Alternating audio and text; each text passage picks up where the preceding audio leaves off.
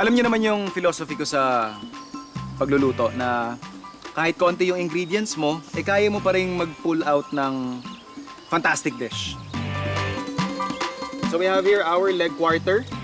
Kakat lang natin into portions. Tsaka yung wings part.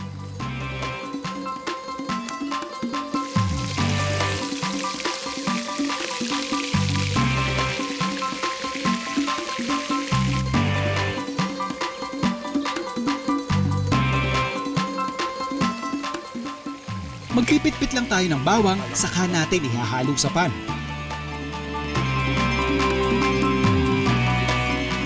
So habang ginigisa natin yung bawang kasama nung mantika nung ating turkey, lagay na natin yung ating soy sauce.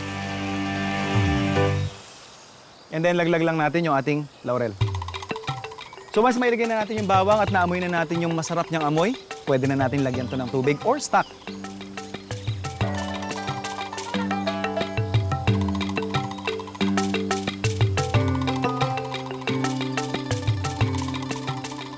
And then, yung ating honey.